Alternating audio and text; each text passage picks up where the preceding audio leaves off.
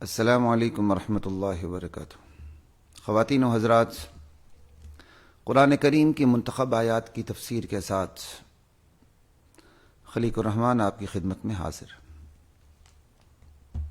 آج ہم سورہ ہود سے آغاز کرتے ہیں۔ سورہ ہود کی ابتدائی آیات اہم ترین آیات ہیں۔ انشاءاللہ جب اللہ مفصل تفسیر کا موقع دیں گے، ہم تسلسل کے ساتھ قرآن کریم کی تفسیر پہ بات کریں گے۔ رمضان کے بعد اللہ نے موقع دیا تو پھر انشاءاللہ تمام صورتوں پہ تفصیل سے بات ہوگی۔ سورہ ہود کی جو یہ ابتدائی آیات ہیں، دراصل یہ آنے والی تمام جو آیات ہیں سورہ ہود کی، ان کے ساتھ کنیکٹڈ ہے، ان کا خلاصہ ہے۔ سورہ ہود میں 7 انبیاء کے قصے بیان ہوئے ہیں، واقعات بیان ہوئے ہیں۔ وہ واقعات تمام سورہ ہود کی ابتدائی آیات کے ساتھ جڑے ہوئے ہیں، لیکن اب ان پر تفصیل کا موقع نہیں۔ لیکن چونکہ یہ آیات انتہائی اہم ہے تو میں اسی کی تفسیر پر اکتفا کر لیتا ہوں۔ سنتے جائیے۔ اللہ کی ذات مجھے، آپ کو، ہم سب کو قرآن کریم سے جڑنے کی توفیق عطا فرمائے۔ الف لام میم، الف لام را، کتاب احکمت آیاتہ۔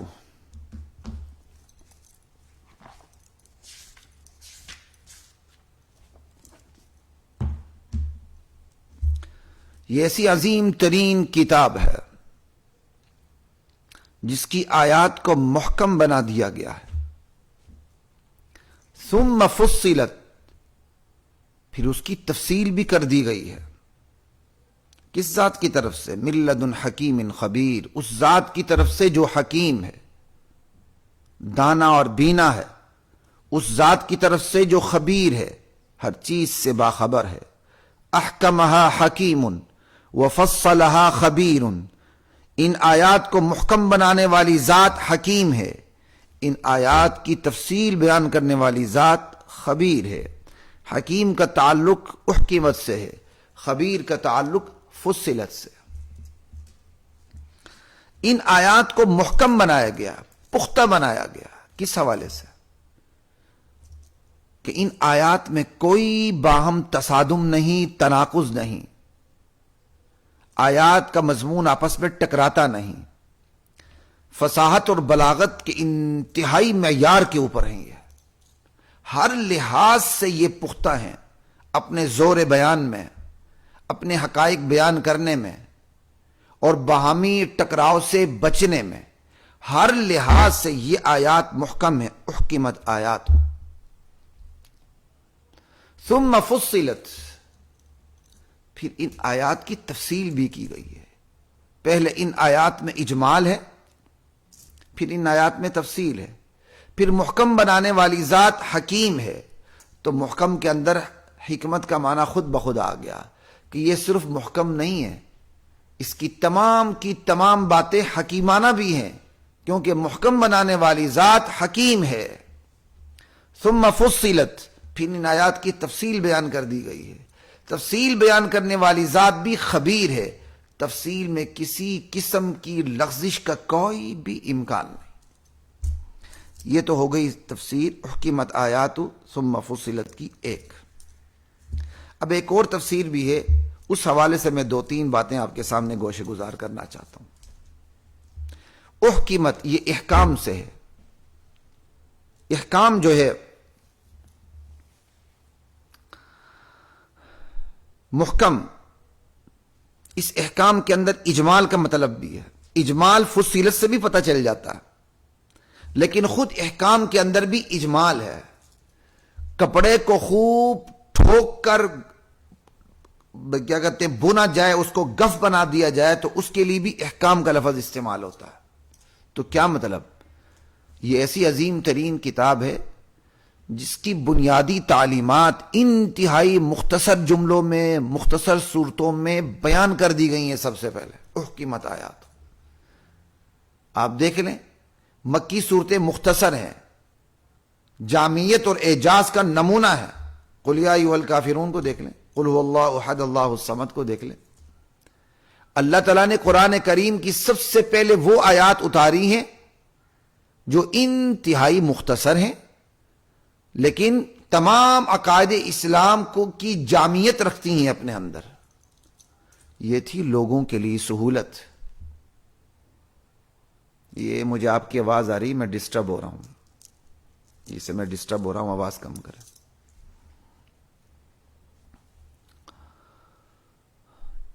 تو دیکھیں نا، یہ ڈسٹربنس ایسی چیز ہوتی، ساری بات ہی میرے ذہن سے نکل گئی، میں کیا کہنا چاہ رہا ہوں۔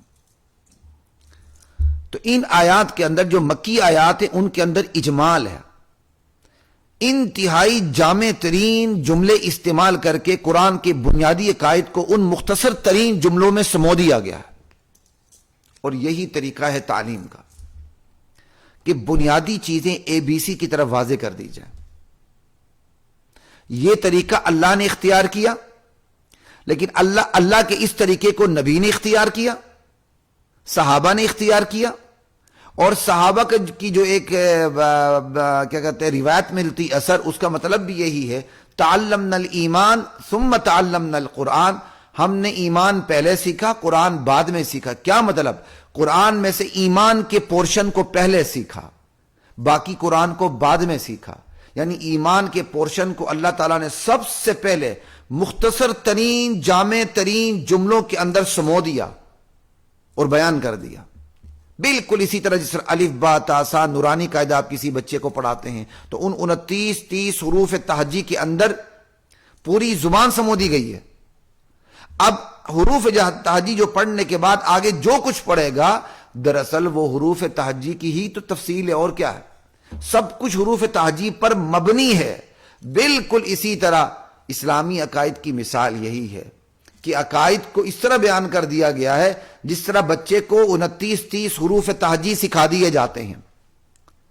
پھر پورا جو نظام اسلام ہے اور مکمل طور پہ اسلام کی تمام تر تفصیلات وہ جو حروف تہجی کی طرف بیان کر دی گئی ہیں، اسلام کی بنیادی باتیں انہی پر پھر ساری کیا کہتے ہیں منحصر ہوتی ہیں، انہی پہ جا کے انہی پر ان کی عمارت کھڑی ہوتی ہے۔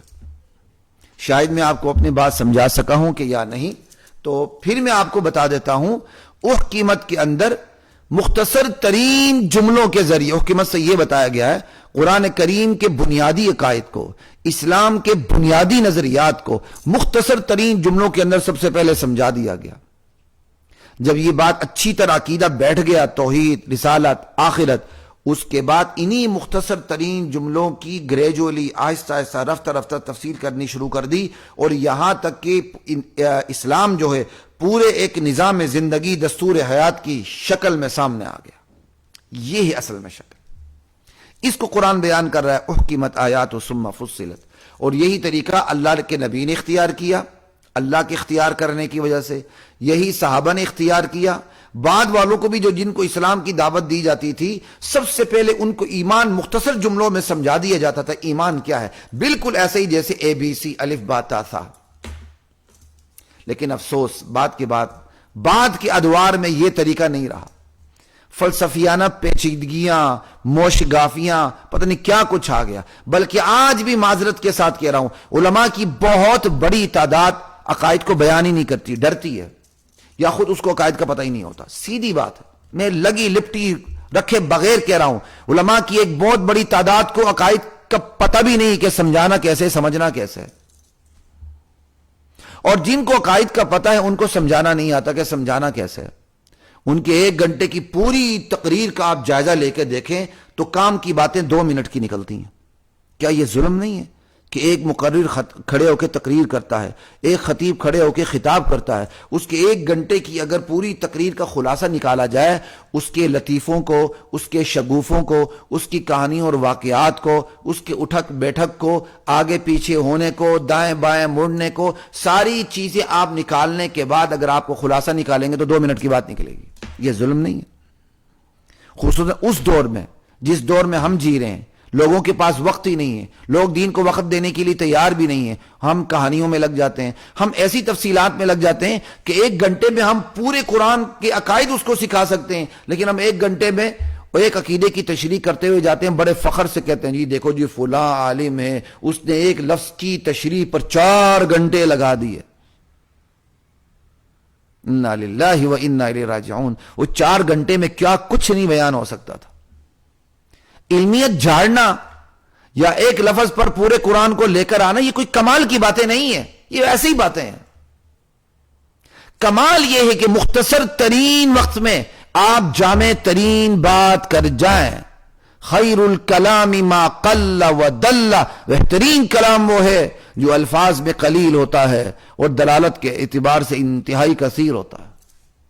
نبی علیہ السلام کی خصوصیت یہ ہے، اوتیت جوامع الکلم، نبی علیہ السلام کا فرمان ہے مجھے جوامع الکلم عطا کیے گئے ہیں، ایسے کلمات عطا کیے گئے ہیں جو ہیں تو بڑے مختصر الفاظ میں لیکن وہ معانی کا سمندر رکھتے ہیں. ہم کیا کرتے ہیں؟ ہم جناب علی ایک لفظ کو لے کر اس کی تفصیل ہی کرتے چلے جاتے ہیں، اس کی تفصیل ہی کرتے چلے جاتے ہیں. نبی کا طریقہ ہم اپنانے کے لیے تیار نہیں ہیں. آج بھی اس بات کی ضرورت ہے کہ وہ عقائد جن پر ڈاکہ ڈالا جاتا ہے، جس میں سر فہرست توحید خداوندی ہے، جو انبیاء کی میراث ہے، توحید سر فہرست، آخرت سر فہرست، رسالت، ختم نبوت.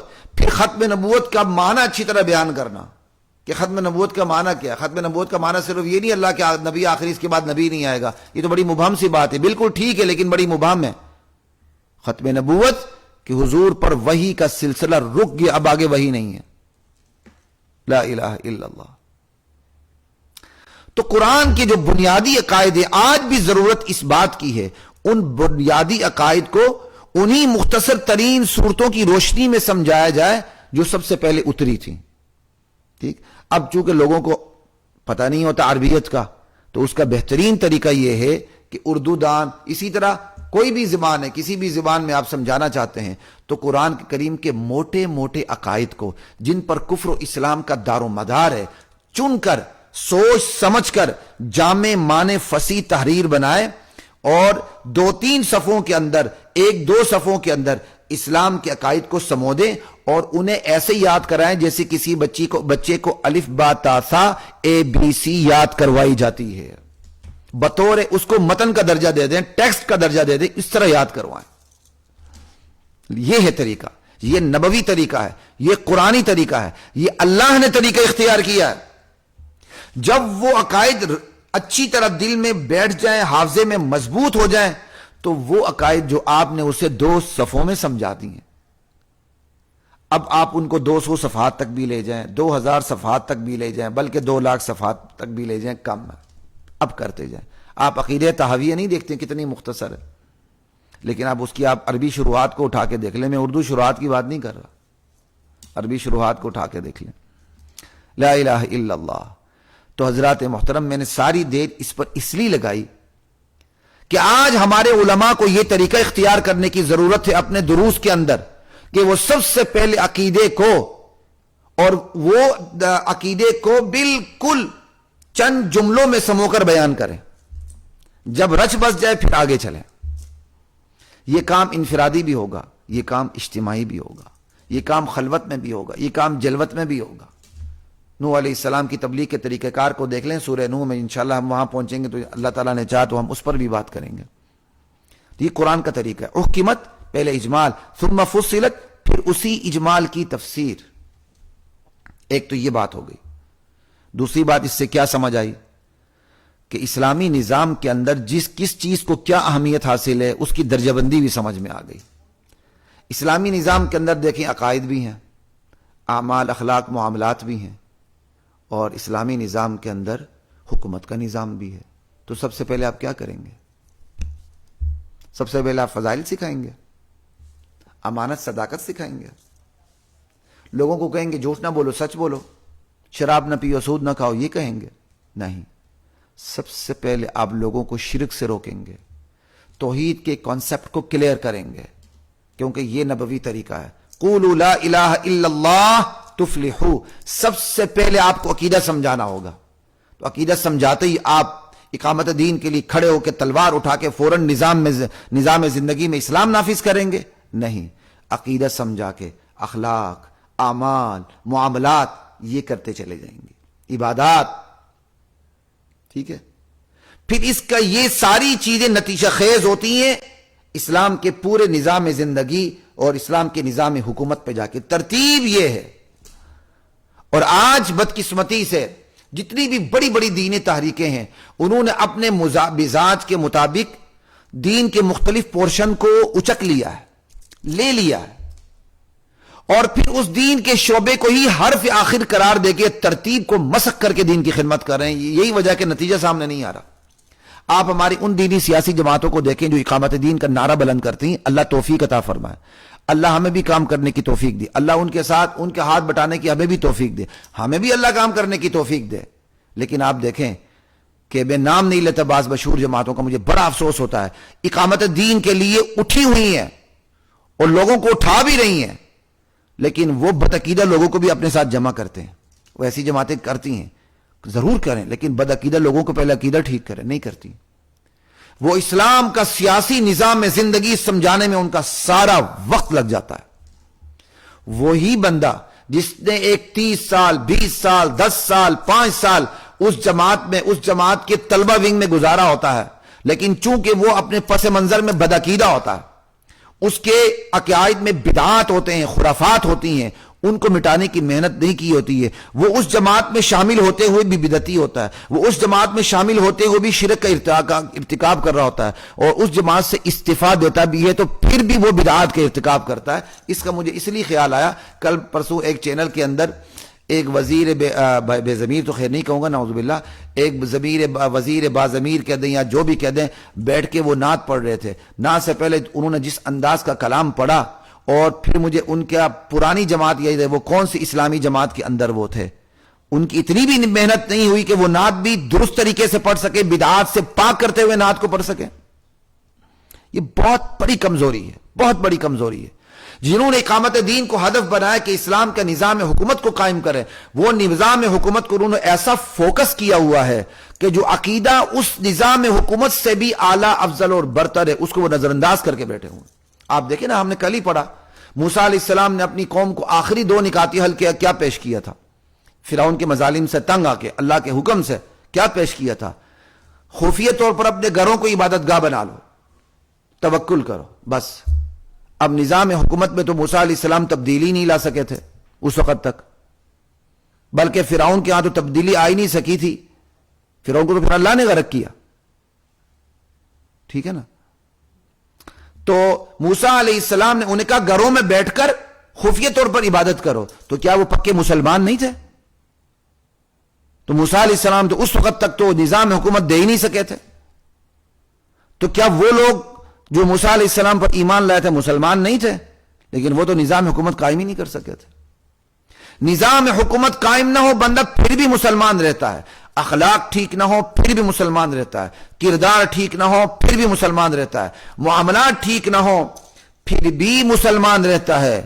عقیدہ توحید ٹھیک نہ ہو کافر مشرک ہو جاتا ہے. عقیدہ رسالت ٹھیک نہ ہو کافر ہو جاتا ہے. عقیدہ آخرت ٹھیک نہ ہو کافر ہو جاتا ہے. یہ تو حد فاصل ہے. نظام حکومت بات کی بات ہے, اخلاقیات بات کی بات ہے, معاملات بات کی بات ہے. ترتیب میں عقیدے کو سب سے پہلے رکھیں, عقیدے کی درستی, پھر اس کے بعد اخلاقیات, معاملات, اعمال اور کردار کی درستی. پھر یہ ساری چیزیں کیا کہتے ہیں اقامت دین کا حصہ بنتے ہوئے نظام حکومت کے پر جا کر نتیجہ خیز ثابت ہوتی ہیں. پھر ہمارا ایک وہ طبقہ ہے جو عقیدے کو چھوڑ کر اخلاق کو لے کر بیٹھا ہوا ہے, بس وہ فضائل سے باہر نکلنے کے لیے تیار ہی نہیں ہے. ایمان کا نام تو لیتا ہے لیکن ایمانیات پہ محنت کرنے کے لیے تیار نہیں ہے. وہ یہ ضرور کہتا ہے دکان سے کچھ نہیں ہوتا, مکان سے کچھ نہیں ہوتا, اللہ مزید توفیق عطا فرمائے, لیکن وہ یہ نہیں کہہ سکتا اس قبر سے کچھ بھی نہیں ہوتا, اس صاحب قبر سے کچھ بھی نہیں ہوتا, یہ صاحب قبر تمہاری محتاج تمہاری احتیاجی کو دور نہیں کر سکتا. اس صاحب قبر, اس قبر پہ آ کے تم جتنے بدعات کرتے ہو, جتنے تم چراغاں کرتے ہو, اور جتنی یہاں تم اپنی کیا کہتے ہیں تمنائیں پوری کرنے کی کوشش کرتے ہو, تم دیگیں چڑھاتے ہو, تم نظر و نیاز منت منوتی اللہ کے علاوہ غیر اللہ کے نام پہ کرتے ہو, تم نے یہاں بدعات کا بازار گرم کیا ہوا ہے. تمہیں ایسا نہیں کرنا چاہیے. وہ اس پر انگلی رکھنے کے لیے تیار ہی نہیں کہ نہ دل آزاری ہوگی. بہرحال یہ نبوی طریق نہیں. آپ جتنی مرضی محنت کر لیں, اللہ تعالیٰ ان محنتوں کو قبول فرمائے. نبوی طریق یہ ہے سب سے پہلے عقیدے پہ محنت, اخلاقیات, معاملات, کردار, پھر یہ ساری چیزیں اقامت دین کا حصہ بنتے بنتے نظام زندگی پہ جا کر منتج ہو جاتی ہیں. اس ترتیب کو سامنے رکھنا ہوگا, اور اللہ تعالیٰ نے اسی ترتیب کو سامنے رکھا. آگے چلتے ہیں. 2 باتیں ہو گئیں. تیسری بات جس کی طرف میں توجہ دلانا چاہتا ہوں وہ یہی ہے, اللہ تعالیٰ نے موٹے موٹے بنیادی عقائد کو سب سے پہلے مختصر ترین جملوں میں سمو کر اپنے بندوں کو یاد کروا دی اپنے نبی کے ذریعے. ٹھیک. نظام تعلیم میں بھی خصوصاً میں اپنے درس نظامی کے حوالے سے بات کر رہا ہوں. نظام تعلیم میں بھی ہمارے پرانے بزرگوں کا یہی طریقہ تھا. آج یہ طریقہ کم ہو گیا ہے. اللہ مجھے توفیق عطا فرمائے کہ میں کیا کہتے ہیں ایک اپنے مستقبل کے نئے ادارے کے اندر اس کو میں اس طریقے کو رائج کر سکوں.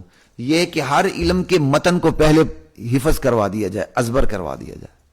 فقہ ہے, اصول فقہ ہے, تفسیر ہے, حدیث ہے, جو بھی ہے, جو اس کا متن ہے, یعنی ہر علم کا جو متن ہوتا ہے وہ بڑا مختصر ہوتا ہے.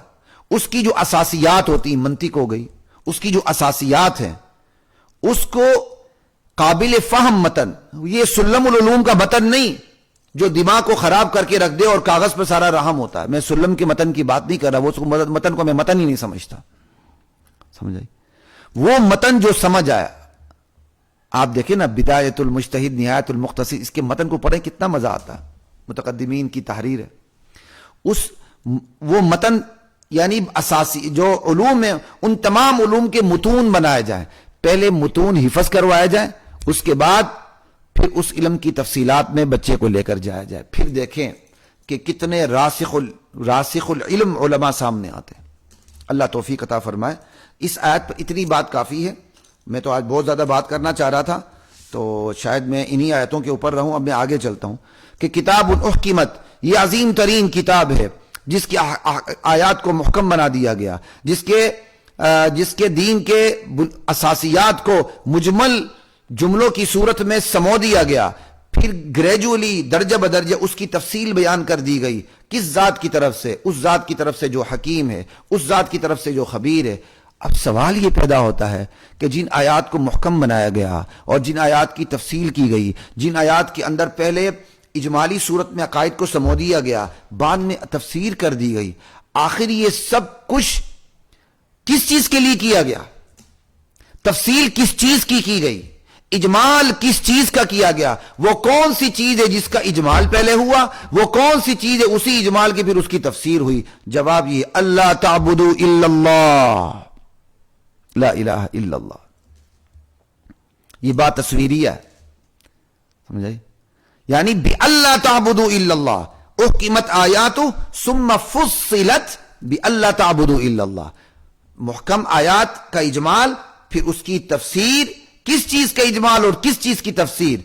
اللہ تعبدوا الا اللہ, اللہ کے سوا کوئی عبادت کا حقدار نہیں, تم نے صرف ایک اللہ کی عبادت کرنی ہے.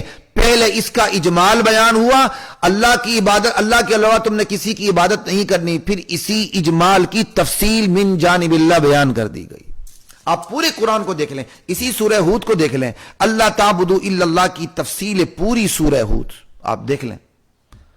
وَإِلَى ثَمُودَ أَخَاهُمْ صَالِحًا وَإِلَى مَدْيَنَ أَخَاهُمْ شُعَيْبًا وَإِلَى عَادٍ أَخَاهُمْ هُودًا. جتنے بھی ہیں آپ چلتے چلے جائیں, 7 قصے ہیں, سب میں یہ عبادت جڑی ہوئی ہے. یعنی وہ کون سی چیز ہے کہ ان کیا کہتے ہیں جس کا پہلے اجمال بیان کیا گیا اور پھر اس اجمال کی تفصیل کی گئی. تو کہا اللہ تعبدوا الا اللہ, اللہ کے سوا کسی کی عبادت نہیں کرنی. اسلام نے سب سے پہلے اسی ہدایت کا اجمال بیان کیا, اسی ہدایت کو پھر کھول کے بیان کیا. تو یہ بات کیا سمجھ آئی؟ چلیں ایک اور میں اس کی گرامیٹیکلی بتا دیتا ہوں, پھر میں اصل چیز کی طرف آتا ہوں. یا اللہ نہیں لی اللہ نکالے, لام تعلیلیہ. اجمال بیان کیا گیا, پھر تفصیل بیان کی گئی. کیوں اجمال؟ آیات کا اجمال کیوں؟ آیات کی تفصیل کیوں؟ کہا لی اللہ تعبدوا الا اللہ. یہ سارا اجمال اس لیے ہوا, یہ ساری تفصیل اس لیے بیان کی گئی کہ تم ایک اللہ کے سوا کسی کی عبادت بجا نہ لاؤ. ایک اللہ کے سوا تم اپنی تقدیر کا مالک کسی کو نہ سمجھو. ایک اللہ کے سوا مشکلات میں کسی کو اپنا حاجت روا نہ سمجھو. ایک اللہ کے سوا تم کسی کے نام پہ نظر نیاز دیگ منت منوتی نہ دو. ایک اللہ کے سوا تم کسی کے لیے سجدہ نہ کرو. ایک اللہ کے سوا تم کسی کے گھر کے پھیرے نہ دو. آج عورتیں مزارات کے پھیرے لگاتی ہیں, یہ طواف نہیں تو اور کیا ہے. پھیرے صرف اللہ کے گھر کے ہیں, روزے رسول کے بھی پھیرے نہیں ہیں. تمام قلبی عبادات, قولی عبادات, بدنی عبادات, مالی عبادات اللہ تعبدوا الا اللہ، صرف ایک اللہ کے لیے. یہ قرآن کریم کی تمام آیات کا اجمال اور قرآن کریم کی تمام آیات کی تفصیل صرف اور صرف اور صرف اس لیے کہ تم ایک اللہ کے علاوہ کسی کی عبادت نہ کرو. علی وجہ البصیرۃ قل هذه سبیلی ادعو الی اللہ علی بصیرۃ انا ومن اتبعنی. یہ ہے اللہ تعبدوا الا اللہ. اس سے کیا پتہ چلا حضرات محترم؟ سنیے، قرآن کریم کا بنیادی موضوع توحید، توحید اور صرف توحید ہے. باقی تمام مضامین قرآن کریم کے اس بنیادی موضوع کے مقابلے میں ثانوی حیثیت رکھتے ہیں. آخرت بھی اسی توحید کے لیے بیان ہوئی ہے، رسالت کا بیان بھی اسی توحید کے لیے ہوا ہے، ختم نبوت کا بیان بھی اسی توحید کے لیے ہوا ہے. گزشتہ امتوں کی سرگزشت انجام، اچھا انجام، عبرتناک انجام، اس کا بھی اسی توحید کے لیے بیان ہوا. قرآن کریم کا بنیادی موضوع توحید ہے. یہ آیات بتا رہی ہیں اللہ تعبدوا الا اللہ.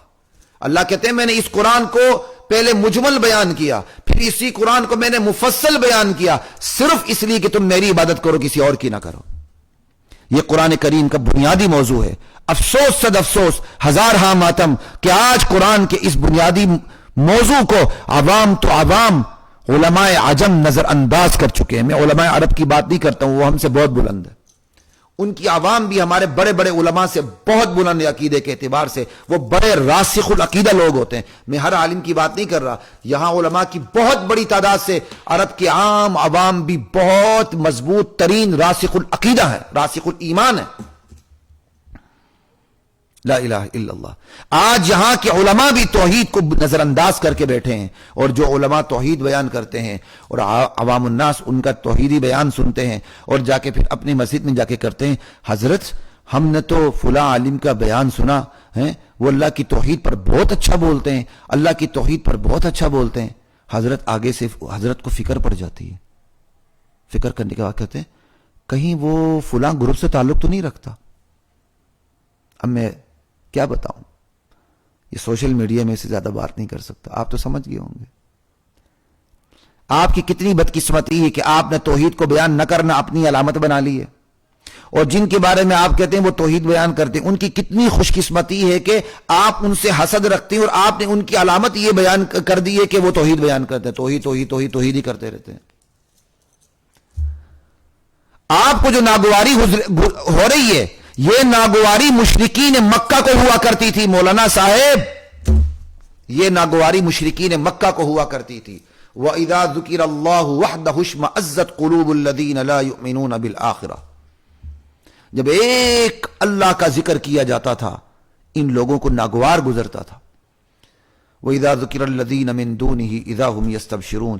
اللہ کے علاوہ دوسری ہستیوں کا ذکر کیا جاتا تھا، پھر یہ کھل جاتے تھے. آج یہی مصیبتیں آئی ہوئی ہیں. اللہ کی توحید ہو، اللہ کی توحید اس دھرتی پر سب سے زیادہ مظلوم ہے. رسول کی رسالت کے بارے میں یہاں کی قوم بہت حساس ہے، ہونا بھی چاہیے. خدا کی قسم رسول کی رسالت کے بارے میں یہ قوم جتنی حساس ہے نا، اتنی ہی حساسیت یہ توحید کے بارے میں پیدا کر لیں.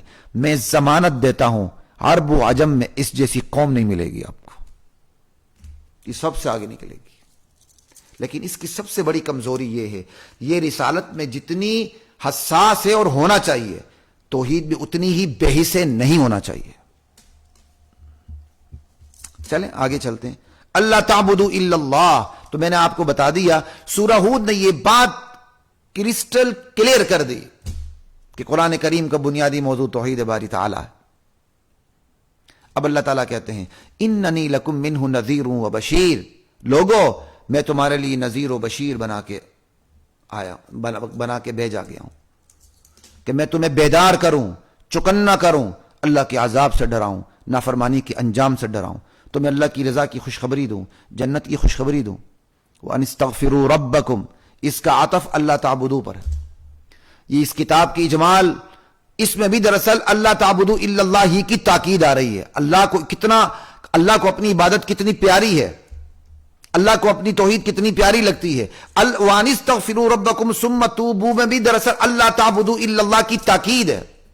اللہ کہتے ہیں ہم نے یہ کتاب اتاری اس لیے، اس کا اجمال کیا اس لیے، پھر اس کی تفصیل کی اس لیے کہ تم وَأَنِ اسْتَغْفِرُوا رَبَّكُمْ، تم اپنے پروردگار کے حضور اپنے گناہوں کی بخشش طلب کرو، ثُمَّ تُوبُوا إِلَيْهِ، پھر پلٹ کر اس کی بارگاہ میں آؤ۔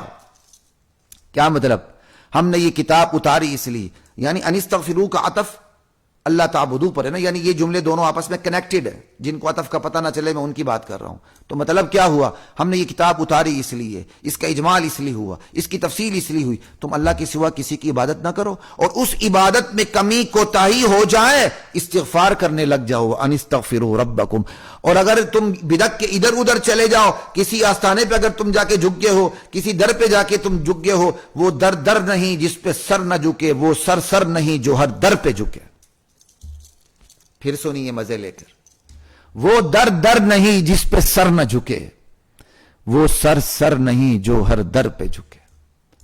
تو اگر تمہارا سر ادھر ادھر کہیں ہو چکا ہے، کہیں اور جھکنا شروع ہو چکا تھا، تو یہ کتاب اتری اس لیے، اگر تم عبادت سے بد کے ہو واپس آ جاؤ، ڈی ٹریک ہو چکے ہو ٹریک پہ آ جاؤ، پٹری پہ آ جاؤ، وَأَنِ اسْتَغْفِرُوا رَبَّكُمْ، استغفار کرو، پلٹ آؤ۔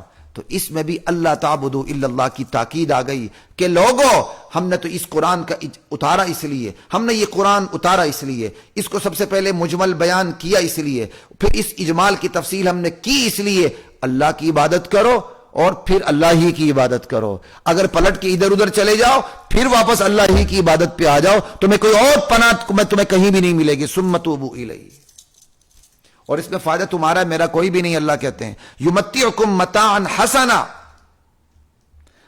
تمہارا اللہ تمہیں بہترین زندگی دے دے گا دنیا کے اندر، دنیا میں تمہارا جینے کا جتنا وقت مقرر ہے اس میں اللہ تمہیں متاع حسن دے دیں گے، الی اجل مسمی ویؤتی کل ذی فضل فضلہ، ہر صاحب فضل کو اس کی فضیلت ضرور عطا کریں گے۔ کیا مطلب؟ تم سب برابر نہیں ہو، کوئی تم سے آگے بڑھ جاتا ہے، کوئی تم سے پیچھے رہ جاتا ہے، جو آگے بڑھتا چلا جائے گا ہم اس کے آگے بڑھنے کا اجر اس کو دیتے چلے جائیں گے۔ وَيُؤْتِي كُلَّ ذِي فَضْلٍ فَضْلًا۔ اب اللہ تعالیٰ نے یہاں کیا کہا؟ تم میری عبادت کرو گے میں تمہاری یہ دنیا کی یہ زندگی بھی بنا دوں گا، اس کو بھی میں تمہیں متاع حسن بنا دوں گا، اس دنیا کو بھی تمہارے لیے متاع حسن بنا دوں گا۔ ہمارے ہاں ایک بہت بڑی غلط فہمی پھیلی ہوئی ہے، اور ہمارے معذرت کے ساتھ علماء کی وجہ سے ہی پھیلی ہوئی ہے۔ بھائی یہ کہیں اذانیں تو نہیں ہو رہی؟ نہیں بڑا ٹائم ہے، ٹھیک۔ کہ وہ کیا غلط فہمی پھیلی ہوئی ہے؟ دنیا تو جی بس صرف دھوکے کا سامان ہے، وَمَا الْحَيَاةُ الدُّنْيَا إِلَّا مَتَاعُ الْغُرُورِ۔ بالکل ٹھیک ہے، قرآن کی آیت ہے یہ، دنیا دھوکے کا سامان ہے، لیکن ان آیات میں اللہ تعالیٰ نے اسی دنیا کو دھوکے کا سامان نہیں بلکہ متاعا حسنا کہا ہے، بڑا دل کو لگنے والا سامان ہے، بڑا اچھا سامان ہے زندگی۔ ہم نے ایک آیت یاد رکھی ہوئی ہے، دنیا دھوکے کا سامان ہے، اسی دنیا کو اللہ کہہ رہے متاعا حسنا، یہ بڑی بہترین متاع ہے، بڑی حسین متاع ہے، یہ بڑا حسین سامان ہے زندگی، بڑا بہترین پر لطف سامان ہے زندگی ہے، یہ ہم یاد ہی نہیں رکھتے۔ تو ان دونوں آیتوں میں کوئی تصادم نہیں ہے، کوئی تناقض نہیں ہے، کوئی تعارض نہیں ہے۔ دراصل دنیا ہے، اللہ تعالیٰ نے دنیا امتحان کے لیے اتاری ہے۔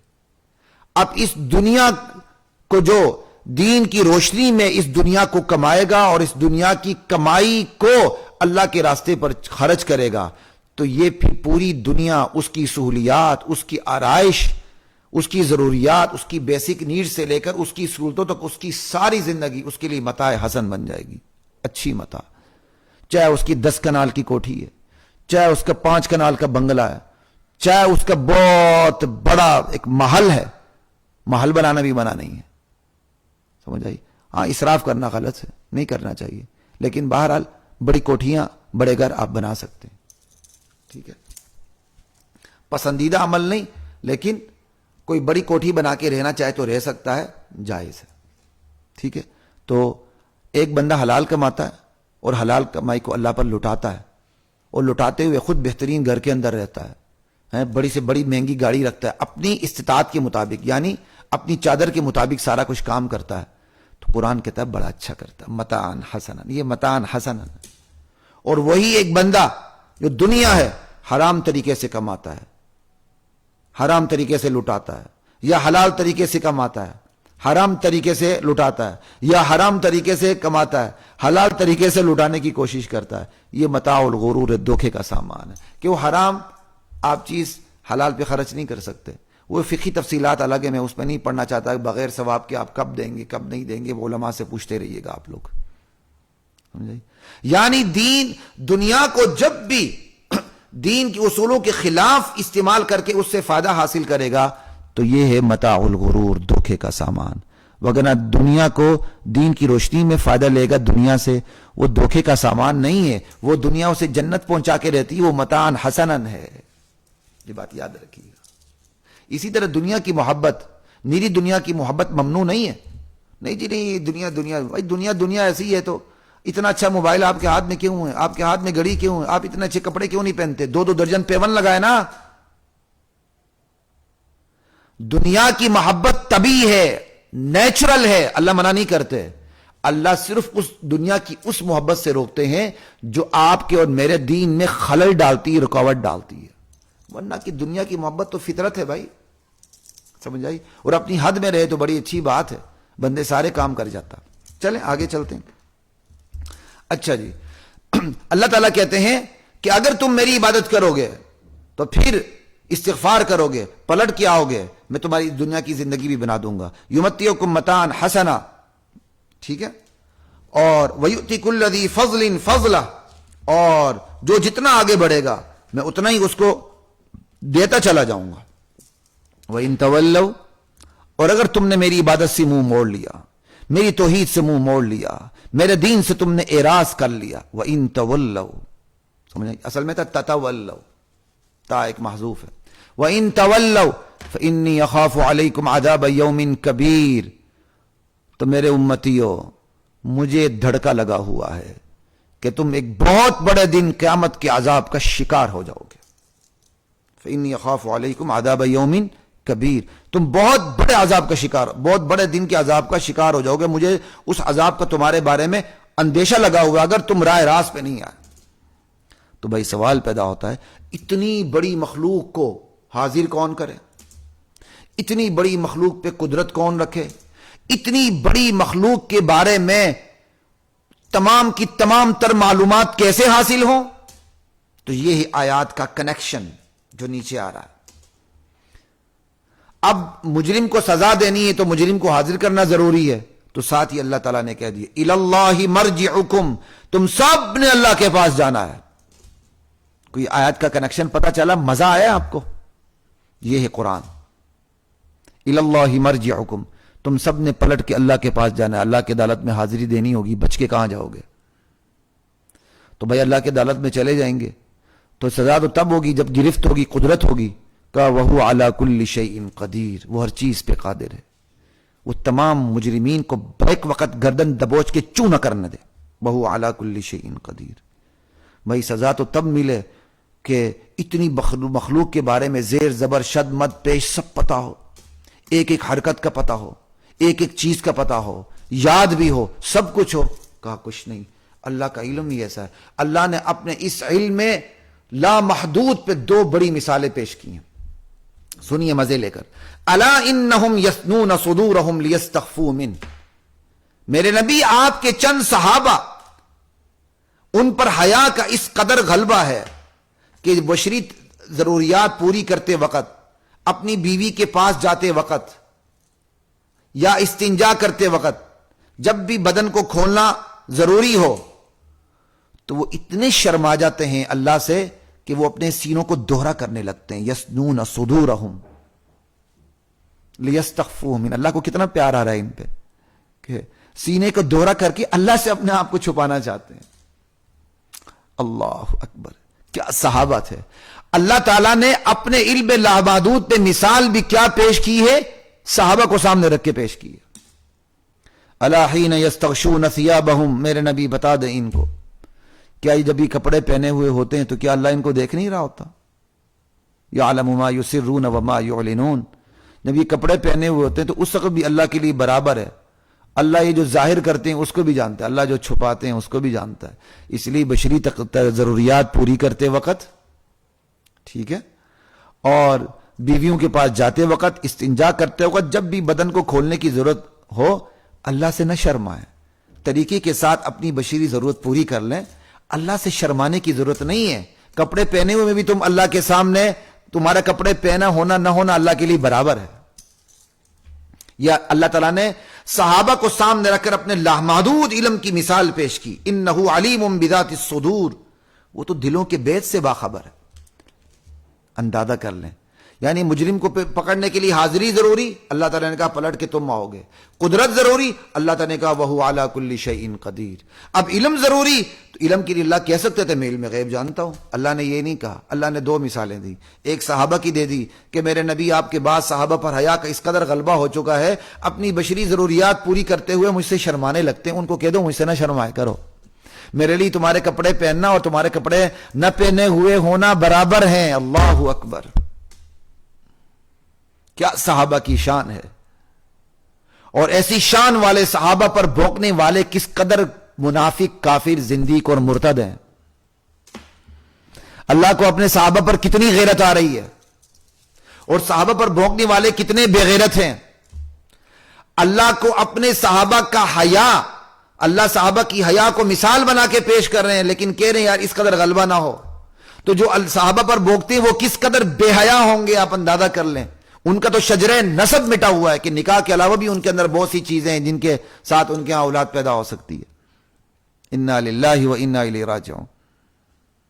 اب دوسری مثال، اللہ اب علم لامحدود پہ دوسرا جملہ پیش کر رہے ہیں، اس میں اللہ تعالیٰ اپنی رزاقیت کو سامنے رکھ کے پیش کر رہے ہیں کہ میرا علم لامحدود کتنا ہے۔ وما من دابۃ فی الارض الا علی اللہ رزقها، زمین پہ رینگنے والے، چلنے والے ہر جاندار کے رزق کی ذمہ داری لوگوں میں نے اٹھائی ہوئی ہے۔ رزق کی ذمہ داری اٹھائی ہوئی، رزق تو وہ دے گا جسے ہر مخلوق کے ٹھکانے کا پتہ ہو کہ ایک مخلوق کس بل میں رہتی ہے، کس غار میں رہتی ہے، کس پتھر کے نیچے رہتی ہے، کس پتھر کے نیچے رہتی ہے، پانی کے کس گہرائی میں رہتی ہے، اور آسمان کے کس فضا میں رہتی ہے۔ ایک ایک بل کا، ایک ایک سوراخ کا، ایک ایک ٹھکانے کا اسے پتا ہو۔ ابھی یہاں ہے تو تھوڑی دیر بعد کہاں جائے گی، کہاں تھی، کہاں آئے گی، کہاں واپس جائے گی، اس کو ایک ایک حرکت کا پتا ہو۔ پھر وہ مرے گا کب، کہاں مرے گا، پھر مرنے کے بعد اگر اس کے جسم نے کسی کا خوراک بننا ہے تو کس کا خوراک بننا ہے، کس کا خوراک نہیں بننا، یہ ساری معلومات اللہ کہتے ہیں دیکھو میں نے اپنی مخلوق کی روزی کی ذمہ داری اٹھا رکھی ہے۔ وَيَعْلَمُ مُسْتَقَرَّهَا وَمُسْتَوْدَعَهَا، میں زمین پہ جہاں جہاں ان کے ٹھکانے ہوتے ہیں، جہاں جہاں انہوں نے جانا ہے، رہنا، قیلولہ کرنا ہے، آرام کرنا ہے، سونا ہے، اٹھنا، بیٹھنا، دوڑنا ہے، لڑنا، پینا، کھانا، جو کرنا ہے، جہاں جہاں جانا ہے، مجھے ان کے ایک ایک ایک ایک ایک ٹھکانے کا پتہ ہے۔ اور پھر جا کے جہاں موت آنی ہے اور جہاں جا کے انہوں نے دفن ہونا ہے مجھے اس کا بھی پتہ ہے۔ وَيَعْلَمُ مُسْتَقَرَّهَا وَمُسْتَوْدَعَهَا، اور اللہ تعالیٰ نے مدفن کے لیے مستودع کا لفظ استعمال کیا ہے کہ اس کا جسم جہاں بطور امانت رکھا جائے گا۔ اس چیز نے کیا بتا دیا، لوگوں تم مر کر فنا نہیں ہوتے کہ تم دوبارہ اٹھائے نہیں جاؤ گے، ایسی فنا تم پر نہیں آئے گی۔ فنا ہے، ایسی فنا نہیں آئے گی کہ مرنے کے بعد تم دوبارہ زندہ نہ کیے جاؤ۔ تمہاری قبر جہاں بھی ہے، چاہے وہ مچھلی کا پیٹ ہے، چاہے یہ 6 فٹ کا گھڑا ہے، ٹھیک ہے، یہاں تم بطور امانت رکھ دیے گئے ہو۔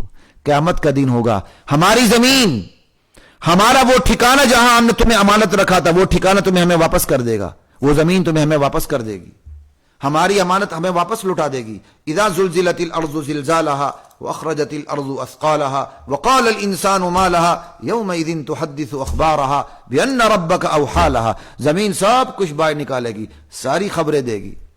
اللہ تعالیٰ نے جس جس کو جہاں جہاں رکھا ہے، جس ٹھکانے پر بطور امانت رکھا ہے مرنے کے بعد، وہ زمین کل اللہ کو یہ امانت اللہ کو واپس لٹا دے گی۔ وَمُسْتَوْدَعَهَا، تو کل فی کتاب مبین، ہر چیز لوح محفوظ میں بھی ہے، کل فی کتاب مبین، ہر چیز علم الہی میں بھی ہے۔ کتاب مبین کا اطلاق لوح محفوظ پر بھی ہوتا ہے، علم الہی پر بھی ہوتا ہے، دونوں پر ہوتا ہے، ٹھیک ہے جی۔ تو اب یہ دیکھیں جو میں نے آخری آیات کا کنیکشن بتایا، اسی پر میں اپنی بات کو لپیٹ رہا ہوں کہ اللہ تعالیٰ کہتے ہیں کہ اگر تم میری توحید پہ نہیں چلو گے، شرک میں جاؤ گے، بدعات میں جاؤ گے، یاد رکھو پھر میرا عذاب شدید ہے۔ اور عذاب مجھے دینا آتا ہے. عذاب کے لیے مجرمین کی حاضری ضروری، عذاب کے لیے مجرمین پر قدرت ہونا ضروری، اور عذاب کے لیے مجرمین کی ایک ایک حرکت کو جاننا ضروری. تو یہ تینوں صفات میری ہیں. پلٹ کے تم نے میرے پاس آنا ہے، میری قدرت پوری پوری تمہارے اوپر ہوگی، اور میں تمہاری ایک ایک حرکت کو جانتا ہوں، ایک ایک حرکت کو جانتا ہوں، تمہارے ایک ایک ٹھکانے کو جانتا ہوں، تمہارے ایک ایک بل اور سوراخ کو جانتا ہوں. پانی کے کس گہرائی میں تم ہو، زمین کے کس تہ میں تم ہو، کس پتھر کے نیچے تم ہو، کس کے پتھر کے اندر تمہیں خوراک دینی ہو، وہ بھی میں تمہیں دیتا ہوں. تمہارے ایک ایک ٹھکانے کا پتہ، اور تم نے مرنے کے بعد کہاں جا کے تم نے رہنا وہ بھی پتہ، اور مرنے کے بعد جہاں تم نے بطور امانت دفن ہونا ہے، دفن ہونے کے بعد تمہارے جسم نے کیا کیا بننا ہے، مٹی بننا ہے، پتھر بننا ہے، لوہا بننا ہے، یا کچھ اور بننا ہے، وہ بھی مجھے پتا ہے. قل كونوا حجارة او حديدا او خلقا مما يكبر في صدوركم فسيقولون من يعيدنا. تم مرنے کے بعد چاہے تم لوہا بن جاؤ، تانبا بن جاؤ، سونا بن جاؤ، چاندی بن جاؤ، ہیرے بن جاؤ، ہڈیاں بن جاؤ، پتھر بن جاؤ، جو مرضی بن جاؤ، جب قیامت آئے گی ہم سب کو اٹھا کھڑا کریں گے. فَسَيَقُولُونَ مَن يُعِيدُنَا. اس وقت تم بول اٹھو گو کس نے ہمیں دوبارہ کھڑا کر دیا. تو حضرات محترم، اللہ تعالیٰ نے اپنے علم لامحدود پہ دو بڑی مثالیں پیش کر دیں. ایک صحابہ کو سامنے رکھ کے مثال پیش کر دی. وہ صحابہ، وہ بعض صحابہ جن پر حیا کا اس قدر غلبہ تھا بشری ضروریات کی وجہ سے، وہ اللہ سے بھی، یعنی گویا کہ وہ اللہ سے بھی چھپنا چاہتے، یعنی وہ اللہ سے بھی شرماتے تھے. اس وقت بشری ضروریات پوری کرتے ہوئے اللہ سے بھی شرماتے تھے، سینہ دوغرا کر لیتے تھے. اللہ تعالیٰ نے اپنے علم لامحدود پر ان کو مثال بنا کے پیش کیا. ایسا کلام اللہ کا ہو سکتا ہے، انسانی اسلوب، انسان ایسے اسلوب میں کلام ہی نہیں کر سکتا کہ ایک ہی جملے کے اندر دسیوں گوشے ایسے سے کھلتے اور کھلتے اور نکھرتے اور بکھرتے چلے جائیں. پھر علم لامحدود پر اللہ تعالیٰ نے اپنی رزاقیت کو پیش کیا. رزق میں دیتا ہوں، ٹھکانے کا پتہ ہے تو دیتا ہوں، مجھے ٹھکانے کو پتہ نہ ہو تو رزق کیسے دیتا ہوں؟ سارا علم لامحدود میرے پاس ہے. سورہ ہود کی میں نے ان آیات پہ آپ کے سامنے کچھ تفسیر بیان کی، اور یہ سورہ ہود کی ابتدائی آیات سے لے کر آیت نمبر 5 تک ہے. خصوصیت سے ان آیات 5 کو بلکہ 6 تک ہے، ان کو ضرور جا کے اپنے مطالعہ کیجیے گا. قرآن کریم سے اپنے تعلق کو استوار رکھیے گا. مجھے بھی یاد رکھیے گا، میرے مرحوم والد کو بھی دعاؤں میں یاد رکھیے گا. اور اس پورے سسٹم کو چلانے کے لیے جو ساتھی معاونت کر رہے ہیں ان کو بھی اپنی دعاؤں میں یاد رکھیے گا. اور دین کی خدمت پوری دنیا کے اندر جہاں جہاں لوگ جس شکل میں کر رہے ہیں ان کو بھی اپنی دعاؤں میں یاد رکھیے گا. ربنا آتنا فی الدنیا حسنہ وفی الآخرۃ حسنہ وقنا عذاب النار. رب اجعلنی مقیم الصلاة ومن ذریتی ربنا وتقبل دعاء. ربنا اغفر لی ولوالدی وللمؤمنین یوم یقوم الحساب. کل تک کے لیے اجازت دیجیے. انشاءاللہ زندگی رہی، اللہ کی توفیق شامل حال رہی تو کل انشاءاللہ تقریباً 5:45 بجے آپ سے ملاقات، 5:30 اور 5:45 کے درمیان آپ سے ملاقات ہوگی. افطاری سے پہلے تک جاری رہے گی. اس وقت تک کے لیے خلیق الرحمان کو اجازت دیجیے. اللہ حافظ. السلام علیکم ورحمۃ اللہ وبرکاتہ.